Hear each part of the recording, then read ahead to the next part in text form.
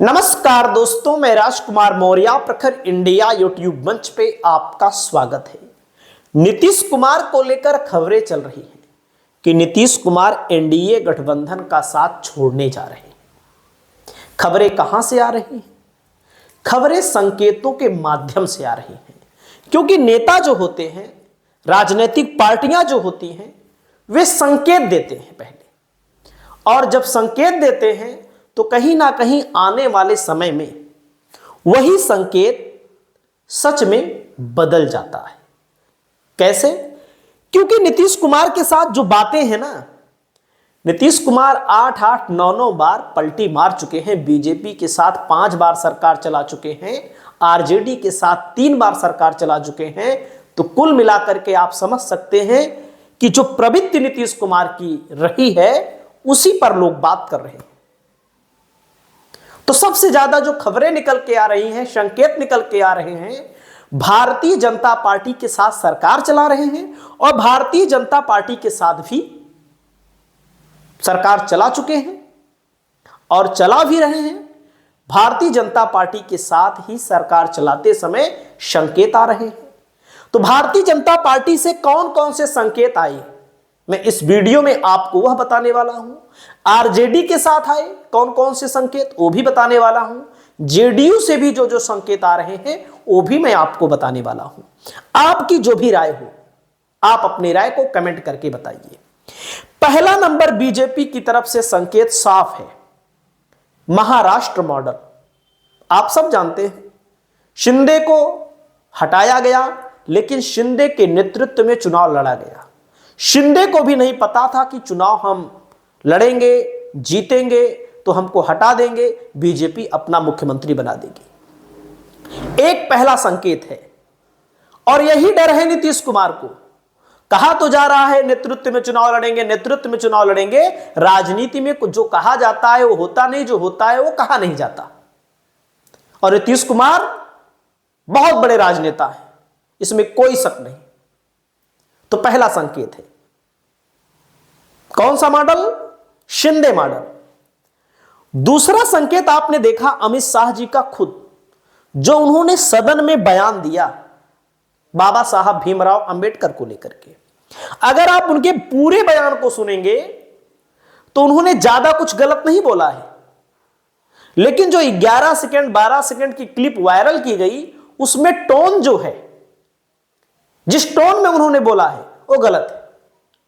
और पहली बार ऐसा हुआ हमारी जानकारी में कि विपक्ष ने बीजेपी को फंसा दिया। विपक्ष का आईटी सेल बीजेपी के आईटी सेल से काफी आगे निकल गया, फंस गई बीजेपी। और गांव गांव गली गली यह बात चली गई है, गांव गांव गली गली यह बात चली गई है। इस बात को लेकर के नीतीश कुमार काफी नाराज है। क्यों नाराज है? दलित, महादलित, पिछड़ा वर्ग तो ही नीतीश कुमार का वोटर है, जो बाबा साहब भीमराव अंबेडकर को भगवान मानता है। और कौन से लोग मानते हैं? और जो लोग मानते हैं सब दिखावटी, अधिकतर लोग दिखावटी हैं। बाकी सबसे ज्यादा दलित, महादलित, उसमें ओबीसी, थोड़ा बहुत मुसलमान भी जोड़ लीजिए, क्योंकि मुसलमान भी उसी में आता है, उपेक्षित वर्गों में। बाकी जो लोग मानते हैं वो सब दिखावटी के लिए, चाहे मोदी माने, चाहे अमित शाह माने, चाहे योगी माने, वो सब हाथ जोड़ने के लिए, जनता को प्रसन्न करने के लिए। बीजेपी की तरफ से जो संकेत आया, जो उनके डिप्टी सीएम हैं, उन्होंने कहा, अभी 100वीं जयंती थी अटल बिहारी वाजपेयी की, उन्होंने कहा कि सच्ची श्रद्धांजलि तब होगी जब बिहार में बीजेपी की अपनी सरकार होगी।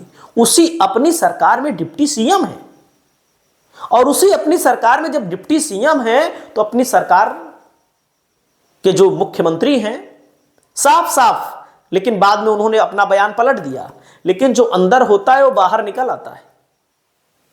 तीसरा संकेत मैंने आपको बता दिया। चौथा संकेत आप सुनिए। गिरिराज सिंह कह रहे हैं कि नीतीश कुमार को, नवीन पटनायक को भारत रत्न मिलना चाहिए। अगर नीतीश कुमार को भारत रत्न मिलना चाहिए तो बहन कुमारी मायावती जी को भी मिलना चाहिए, 4 बार मुख्यमंत्री रही है। मुलायम सिंह यादव को भी मिलना चाहिए, लालू प्रसाद यादव को भी मिलना चाहिए। ऐसे आप देखेंगे तो जितने नेता रिटायर हो चुके हैं सबको भारत रत्न मिलना चाहिए। वैसे भी भारतीय जनता पार्टी की सरकार में लोकसभा चुनाव से पहले भारत रत्न की बौछार थी, आप लोगों ने देखा भाजपा ने कैसे कैसे भारत रत्न दिया था।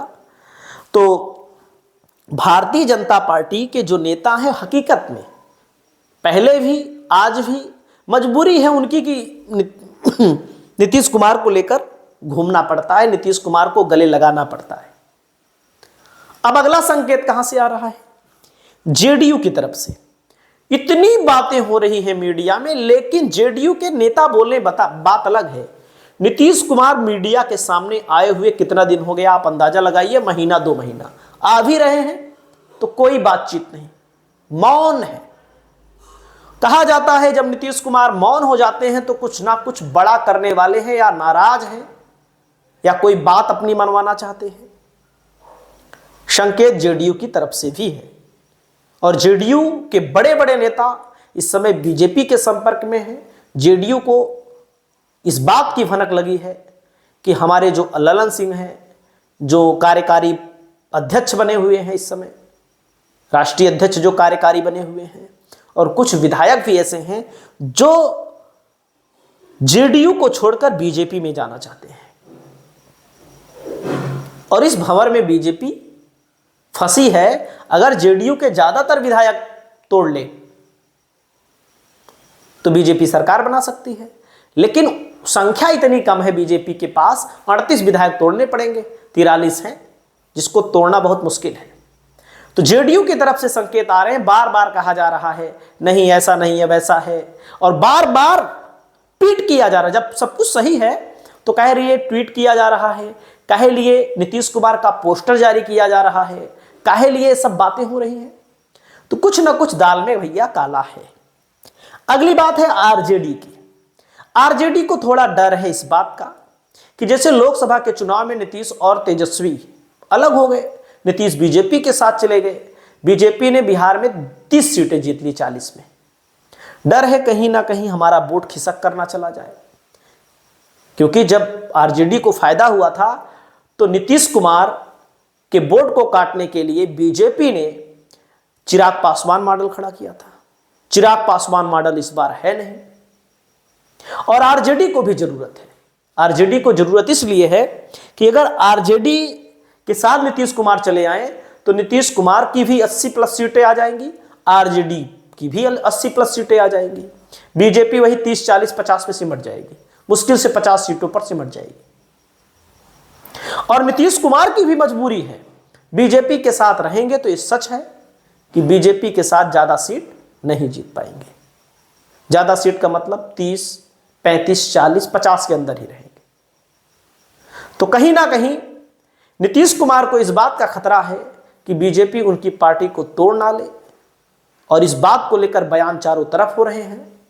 एक तरफ जीतन राम मांझी भी मुश्किलें बढ़ा रहे हैं, लगातार कह रहे हैं कि पेंशन दो 2-2 हज़ार रुपया नागरिकों को, लोगों को, युवाओं को, और उसके अलावा पेंशन बढ़ाओ, बिजली मुक्त करो। तो तमाम चीज़ों को लेकर संकेत साफ साफ दिखाई दे रहे हैं। हालांकि राजनीति है, राजनीति में कुछ भी हो सकता है।